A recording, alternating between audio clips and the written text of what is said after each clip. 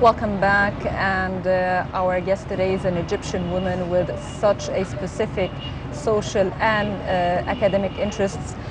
She works as a university professor in a field totally distant from literature, but she has publishes books with elegant literary style.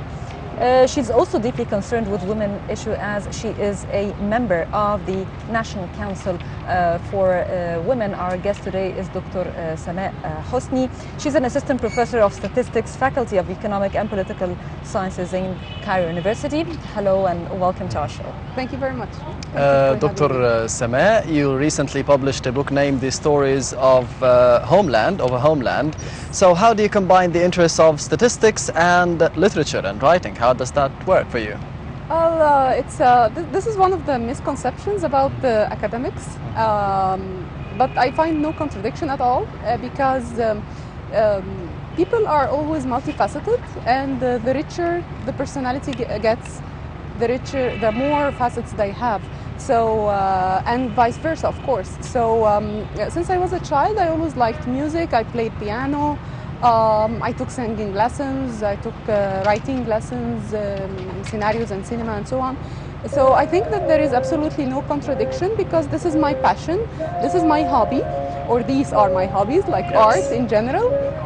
And writing is one of my hobbies. But I was always also very, very good at maths, and so I decided that I want to study math and teach math. But also I wanted to write literature. So I think that there is absolutely nothing that contradicts, especially because I decided to study statistics from a social perspective, from a social point of view. And my book is all social.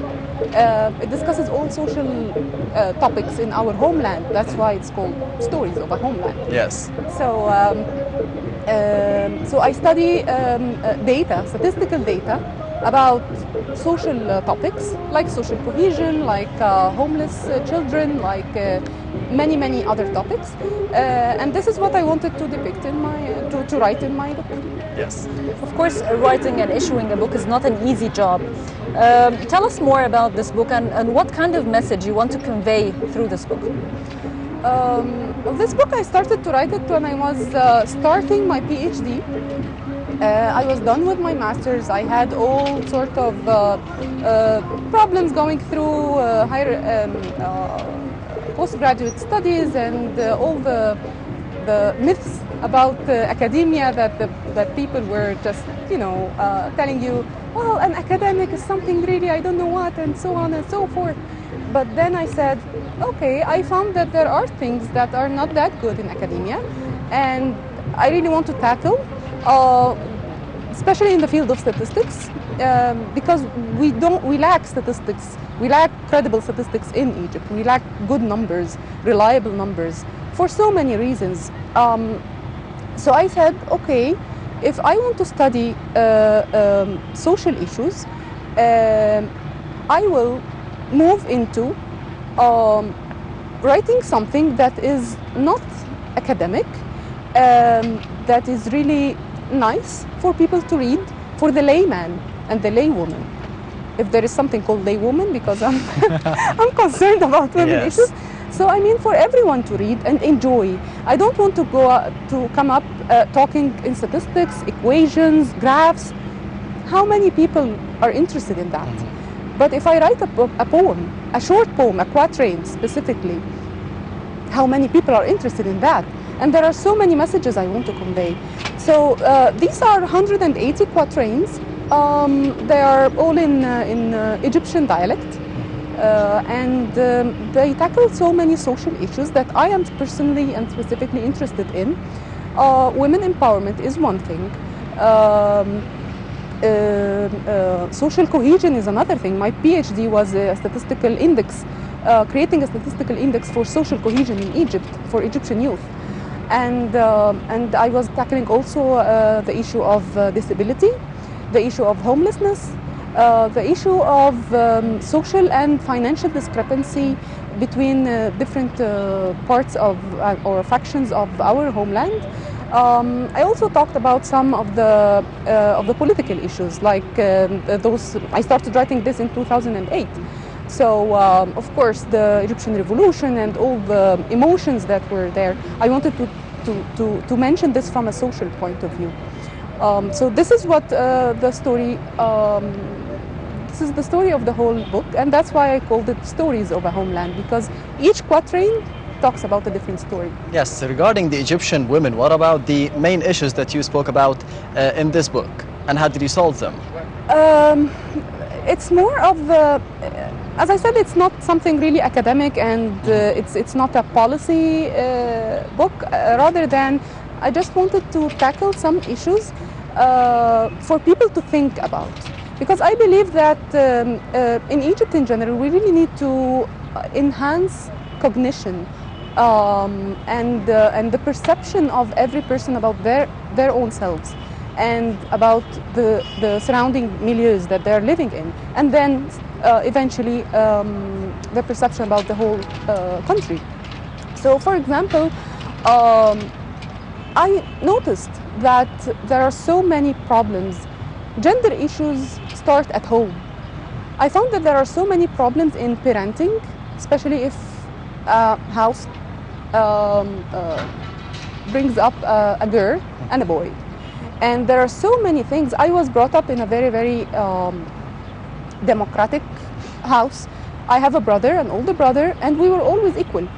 And this, of course, was thanks to my father and mother. So I discovered that the power relationships inside the community starts all at home. So I talked about something like that in one of the quatrains. Another thing was about also marriage and who to get married to, rather after, like before parenting, actually. So I started early on, and it's all about the woman's self-esteem, and how does she see herself, and how does she see herself in a relationship. This is, I think, very, very important. Being romantic is something good, but there always has to have, you have to have the heart and the mind working together. Unfortunately, with very, very young women getting married at a very young age, sometimes emotions overtake the relationship, and then I discovered that there are so many divorces nowadays. And so I thought, okay, why don't we just talk about something like that, the emotions and parenting, or emotions and marriage. And so I talked about it as a story of a female horse, a free female horse, and how the female horse gets being free, and how can she be free, but at the same time she can accept being a mother and being wife. A wife, a mother, and yeah, in a relationship in general, and she can be giving again. I mean, freedom does not contradict with, or a woman's freedom does not contradict with her responsibilities. So there is always a fine balance between the two extremes. Yes. And we have to move a little bit towards the middle, just to have some balance. Mm-hmm. Okay, when you start writing the book, definitely there were lots of things and thoughts in your mind. Absolutely. But what is the most thing that was worrying you? It was Egypt, of course. In 2008 and 2007, there were, of course, they were like a couple of years before the revolution. So the corruption was really, really, really high. Until now, of course, it is high. But I mean, this is for me as a person in her 27 or 28 years of age. So I said, okay, corruption, this is one thing. There is also the lack of self-esteem of all Egyptians in general, not just Egyptian women, as I mentioned in the previous part. But we always, I think this comes from the occupation that Egypt has been occupied for so many years and decades and centuries. So I guess that's why we thought that anything not Egyptian is good, anything Egyptian is inferior. So I said, okay, why don't we just cherish the glory of Egypt? Yes, Egypt nowadays is not at its highest or its best situation, but we have so many good and seeds of potential prosperity that we really need to clean up and just put in the right soil and water. And this is what I decided to write. I thought about our history. There is a quatrain about our history. There are so many things about the social cohesion and the different factions of different religions in Egypt and how they can merge together.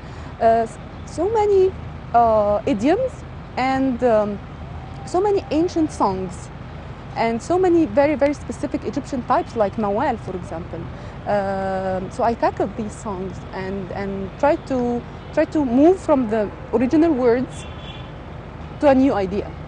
And this is how I like to merge the past with the present problems, and then maybe when we think about these two things, the links between the past and the present, hopefully we can solve in the problem. So how do you see the future of Egypt following the corruption that we have been living in for the past decades, and the Egyptian image about themselves and the Egyptians, how do you see themselves? How do you see the Egyptians in the future now, following 2 revolutions in about 2 or 3 years' time? I find it I'm very optimistic about the future. I teach at university and I see students in their teens.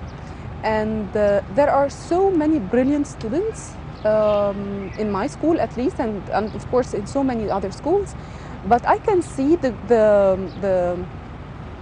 glitter in their eyes when they think about something new that they want to do. They want to be entrepreneurs. They want to be artists. They started to revolt even on their own difficulties in their lives. They started to be self-made.